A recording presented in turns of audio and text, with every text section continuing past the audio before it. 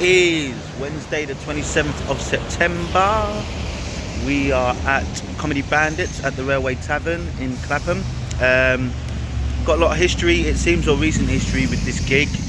Great gig, love it. One of the best preemptive, I don't know if that's the right word, if you say it like that, open mic spots on the circuit.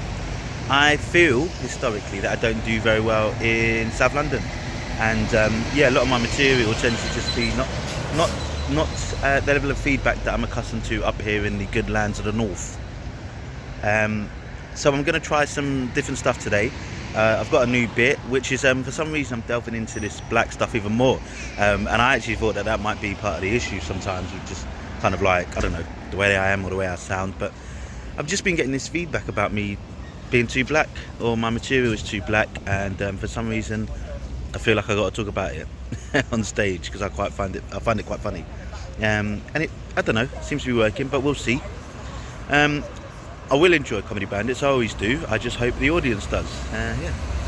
But we have a long day ahead at work. It's quite a week. We'll see how we get on. Say hello.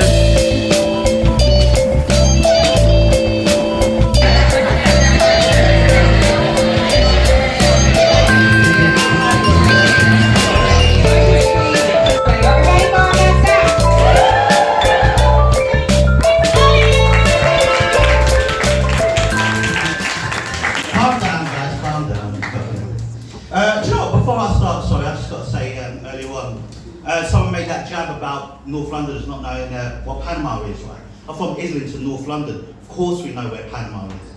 They played England in the World Cup in 2010, do you know what I mean? Yeah, well, you guys are football fans, so there you go. I'm a big football fan, me. Big football fan. Trying to become a medium-sized football fan, but you know, just on to that weight since 2019. You know, pandemic and shit, but you probably didn't know about this, right? But the Premier League recently released this list of the most influential black people in football, right? So, you know, really good stuff. So players like Marcus Rashford, Bukayo Saka, the other one that missed. What, too soon? Come on, man. It's the World Cup. Guess what they called it? They called it the blacklist. I know, I didn't even write that. And no, I mean, it's ridiculous, right? What kind of name is that for black excellence? Like, what are these dickheads going to come up with next? The most influential Slovakians in football? They call it a checklist? Jesus Christ, you know what I mean? I don't know. I've been doing comedy for just over a year and a half, so I started when I was 17, do you know what I mean? Almost 19, drinking soon. But I've been getting quite a lot of good feedback afterwards. No, not right now, but like in other places, you know, you're doing alright. But people have been coming up to me after gigs and saying, "Mark, I really, really enjoyed that, but your stuff is a bit too black." I mean, I don't know, like, I thought I was black. Do you know what I mean? I don't know, like, because stand-up comedy is an art form where it's about self-expression. It's about your own perspective. Like, because for me, I didn't think I was doing black material. I thought I was just doing material. You know, I don't get it. I remember the first time someone came up to me for a show afterwards. I mean, I don't know what these guys are trying to say. Is it some kind of joke? I mean, if it's a joke, I'm late to it. Do you know what I mean? I don't know.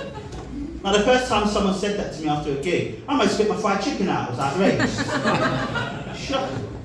I was so sad. I went home to tell my dad about it, and I realised, oh yeah, I grew up without one. I mean, what do these people want? Fucking black comedy material shit. You know what I mean? I don't know. There's something about me. I grew up with a twin, so nice they made me twice. Or as my mum likes to say, 2 mistakes for the price of 1. Silly bitch. But the thing about my twin brother, right, is that when people see us together, they say I look exactly like him. Which really pisses me off, because I think he's fucking ugly. It's horrible looking in the mirror. You guys alright looking at me? Yeah? No? Okay. I'm buzzed. That's fine. But my twin brother's gay, right? And, you know, which is cool, you know, it's great. But the thing is, when he told me, it wasn't really a surprise, you know? Because we grew up together. There was a science, you know, when we were kids, we used to play doctors and nurses. You know that game where you pretend to be characters in a hospital? Guess who my gay twin brother always wanted to be? No, Beyonce.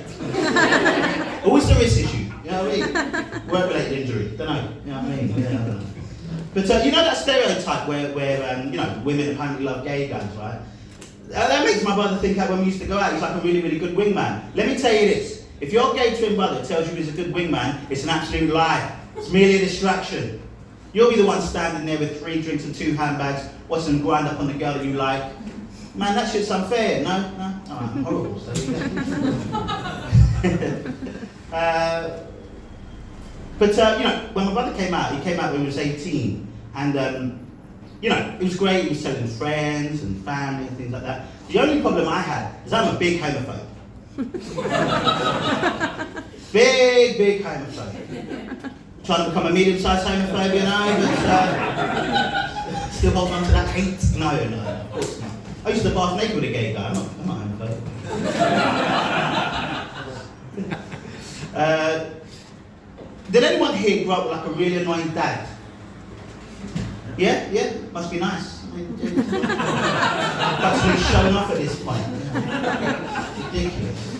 But I grew up with a wonderful single mum, very powerful Maureen Alley. You know, she used to do all the typical things a dad would do growing up. You know, we'd go out and play football. She taught me about girls. She even taught me how to shave. It's hard to get between those legs, but I'm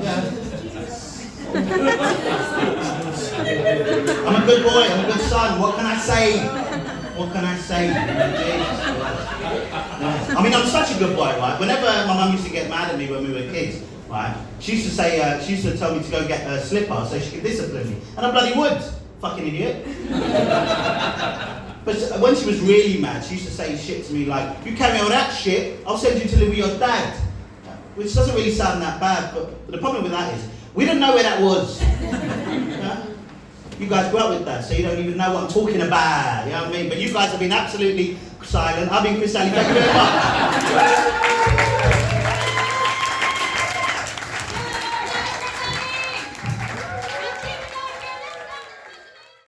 Save it for the end. So we've got 2 vlog legends, the one and only Emilio Calisicchio from Politico, and we've got the great and powerful, get in the picture, Emilio, Elizabeth Izod. Hi. I'll let you guys go first. What do you reckon? We just went through it a little bit, didn't we, Emilio? We went through it a little bit. Yeah. You said it wasn't my best. That was what you opened up with. Yeah. Really? Is that good? I mean, you know, I do want to punch you in the head. Oh, you're right. No, I'm joking. You would agree with me. No, well, look, it depends on what. Sometimes I've seen you smash it. The thing is, it's like, what is it? I know what you mean, but it's weird when you're like, it's not your best. It's like, you do what you can with what you've got. Oh, of course. You know, if it's laughter, but I know what you're saying, I'm only joking. Yeah. But we need to get in this camera here. Sorry. Yeah, we're not close together. But still lots of funny bits. Easily like one of the best. Like it was like you and Alfie basically. Oh, that's nice.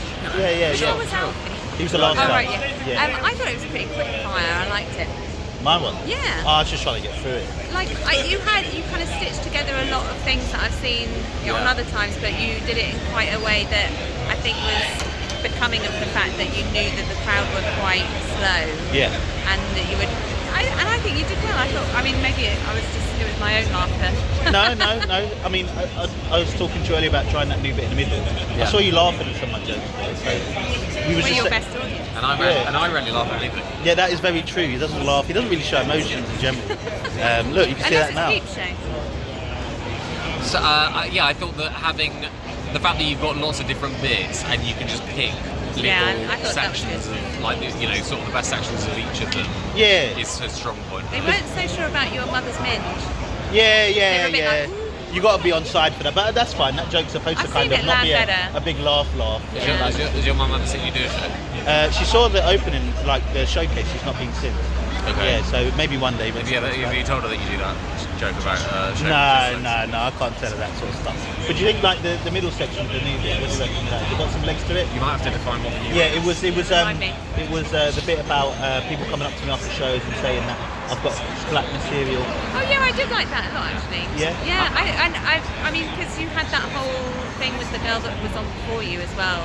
Yeah. That meant that there was like a really receptive audience to it, but I think everyone enjoyed it. Yeah. I think it was quite. It flowed really well. And to me, Yeah. I think there's probably loads of that's a really fertile ground Yeah. to come up with loads of funny stuff. Yeah, I what think. what they say, it's got legs to it. Yeah, So you can okay, build on yeah. it, and then it's bankable jokes. I think the fried chicken joke seems every time I've said it since day one, it gets a laugh. So everything has to, in my mind, build around that. Yeah. That's the path I need to take it. So like you're saying about doing stuff about being in a black barbers versus a white barbers, there's options I can take. So a lot of the gigs I'm going to be doing now, especially like this for 5 minutes, is going to be mishmash. And it's funny because you can do loads of black jokes, but you're kind of doing them in the context of like I'm also talking about the thing that I'm Exactly. doing, which Yeah. is like then it's That's why I like the reaction when I say like, oh, I was going to go home to my dad's and realise I didn't have one. Yeah. You know what I mean? Like, it's just I'm just emphasising. I'm trying to figure out ways. But yeah. I mean, I enjoyed it for the most part. I'm tired as fuck. But yeah, good stuff. Yeah. Yeah. What do we say? On to the next one. On to the next one.